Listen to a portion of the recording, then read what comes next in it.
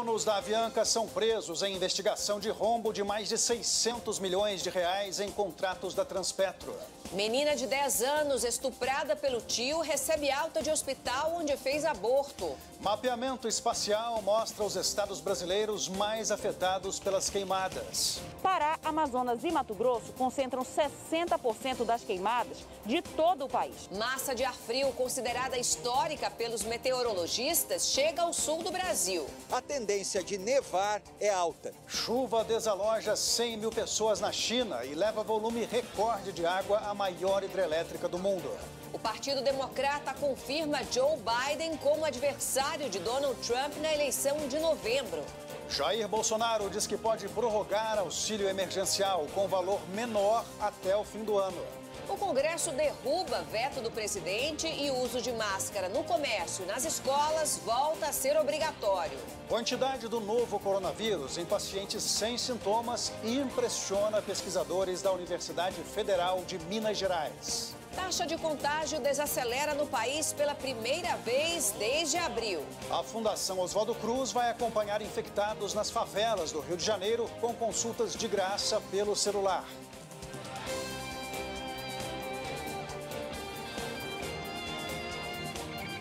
Está no ar o SBT Brasil.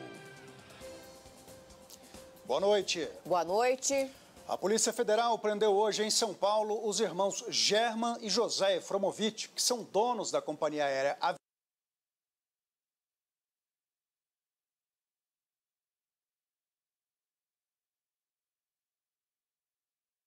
Avianca Brasil e do estaleiro EISA. A suspeita é de que os empresários tenham pago 40 milhões de reais em propina ao ex-presidente da Transpetro, que é uma subsidiária da Petrobras, em troca de contratos para a venda de navios. A operação, que é um desdobramento da Lava Jato, vem na esteira da delação do executivo da estatal, Sérgio Machado. Neste vídeo divulgado, são consideradas pelo Ministério Público Federal e pelo Supremo Tribunal como vítimas dos crimes desvendados. O Ministério Público do Espírito Santo entrou na Justiça para que a extremista Sara Giromini pague R$1.300.000 de indenização por dano moral coletivo. A ação civil pública acusa Sara de divulgar o nome da menina de 10 anos que engravidou depois de ser violentada pelo tio e de publicar o endereço do hospital no Recife, onde o aborto autorizado pela Justiça foi feito. A criança recebeu alta hoje. De Belo Horizonte. Ninguém ficou ferido. E veja daqui a pouco, shoppings, restaurantes e academias poderão ficar abertos por mais horas na cidade de São Paulo. Cidades da Serra Catarinense estocam toneladas de sal para derreter a neve que deve atingir a região nos próximos dias. O SBT Brasil volta já já.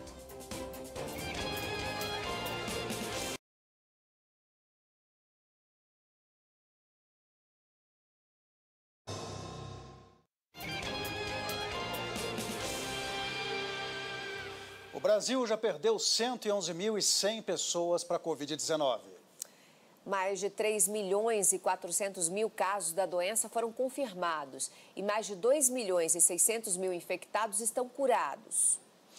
Apesar dos altos números da pandemia, o governo de São Paulo ampliou o horário de funcionamento do comércio e dos serviços para 8 horas por dia.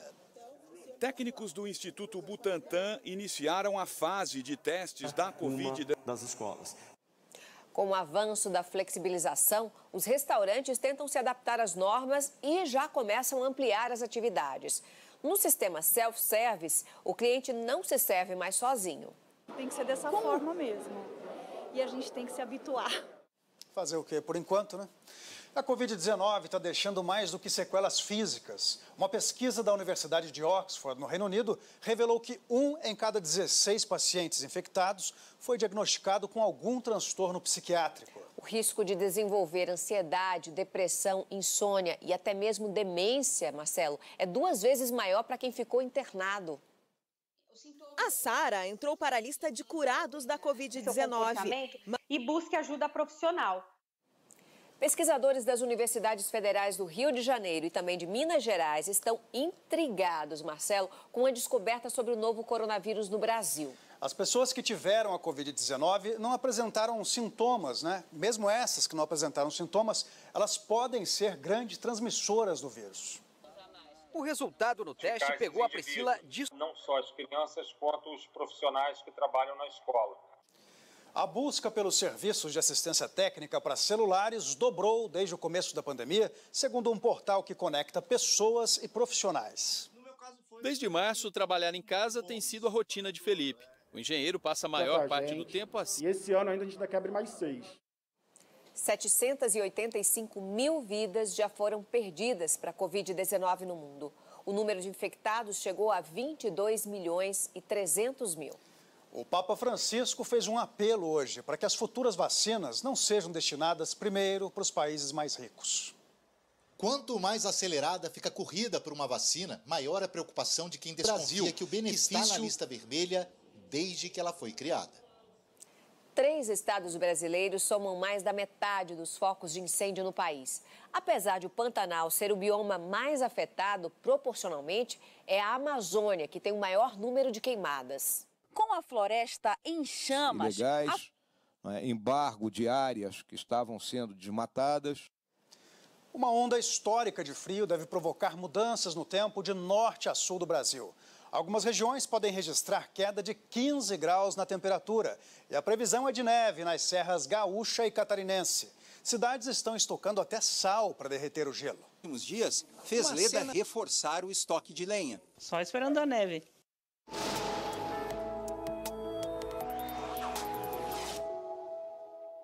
Antes da chegada do frio, a previsão é de muita chuva, principalmente no Paraná.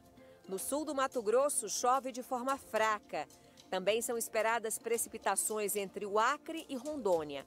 No sudeste, a chuva avança pelos estados de São Paulo e Rio de Janeiro. A queda de neve nas serras gaúcha e catarinense pode ocorrer já na noite de quinta-feira. Na sexta, há a possibilidade dos flocos de gelo também serem vistos entre o meio-oeste de Santa Catarina e o sul paranaense. Em Curitiba, a máxima não passa dos 14. Em Campo Grande, faz 17. Já em Belo Horizonte, calor de até 29 graus. E em Teresina, máxima de 37. Em São Paulo, a temperatura despenca e os termômetros marcam 18 graus amanhã. Na sexta-feira, o frio fica mais intenso, com máxima de 14 e possibilidade de chuva forte a qualquer hora do dia. A ministra Carmen Lúcia, do Supremo Tribunal Federal, votou por suspender a produção de relatórios do governo sobre as escolhas políticas de cidadãos. O julgamento da ação, que questiona um dossiê do Ministério da Justiça, não teve a presença do ministro Celso de Mello, que entrou em licença médica sem previsão para retorno. O novo tratamento médico ocorre 7 meses depois de Celso de Mello ter se submetido a uma cirurgia no quadril. O julgamento foi interrompido e será retomado amanhã. O Tribunal Superior Eleitoral decidiu que não vai punir candidatos pelo chamado abuso de poder religioso ou o uso da religião para conseguir votos.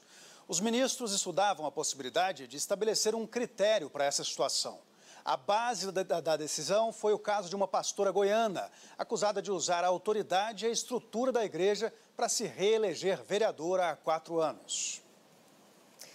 E depois de uma reunião extraordinária, a União Europeia afirmou que não reconhece o resultado das eleições presidenciais de Belarus. Trilhões de dólares em valor de mercado. A quantia é superior ao PIB do Brasil. Nos Estados Unidos, o Partido Democrata confirmou o nome de Joe Biden para enfrentar Donald Trump nas eleições de novembro. O lançamento da candidatura foi na segunda noite da convenção do partido, que também teve o discurso do ex-presidente Bill Clinton. Uma salva de palmas virtual. Aqui no Brasil, o presidente Jair Bolsonaro disse hoje que pode prorrogar o pagamento do auxílio emergencial até o fim do ano. O valor do benefício ficaria abaixo dos R$ 600 pagos atualmente e acima de 200. Bolsonaro assinou hoje a lei que libera empréstimos para empresas diretamente nas máquinas de cartão. De um lado, sem apontar de onde vai entrar essa receita. A PepsiCo, que entre outras marcas é dona de Pepsi, Toddy e Gatorade, anunciou hoje o brasileiro Roberto Azevedo como vice-presidente mundial e diretor executivo de assuntos corporativos. Atualmente, Azevedo é o diretor-geral da Organização Mundial do Comércio. Ele vai deixar o cargo no dia 31 de agosto. A OMC deve selecionar um novo líder até o fim de novembro. Você vai ver em instantes. Bayern de Munique elimina o Lyon e enfrenta Paris Saint-Germain na final da Liga dos Campeões da Europa. A Fiocruz vai acompanhar casos de Covid-19 em favelas do Rio de Janeiro, com rastreamento e consultas pelo celular. O SBT Brasil volta daqui a pouco.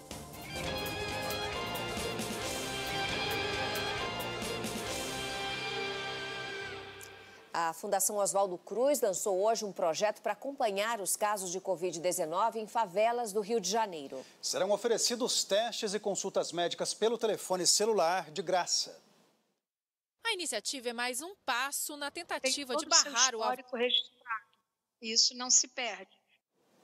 Apesar do alto número de mortos pela Covid-19 no Brasil, uma boa notícia. O ritmo de transmissão da doença está em desaceleração no país pela primeira vez desde abril. É o que indicam os dados do Centro de Controle de Epidemias da Imperial College de Londres. Pode voltar a subir caso as medidas de prevenção sejam desrespeitadas. Agora o futebol, o Bayern de Munique será o adversário do Paris Saint-Germain na final da Liga dos Campeões da Europa. A exemplo do rival na decisão, o time alemão eliminou o Lyon também por 3-0. O Lyon começou bem e Ekambi, 36 pessoas foram detidas. No Brasil, o Museu Nacional recebeu hoje uma doação de 20 milhões de reais para a reconstrução do edifício que foi destruído pelo incêndio em 2018. A previsão é que a reforma da fachada seja concluída ainda neste ano. Dos escombros surge uma luz. Uma boa noite para você. Boa noite, Brasil. Tchau.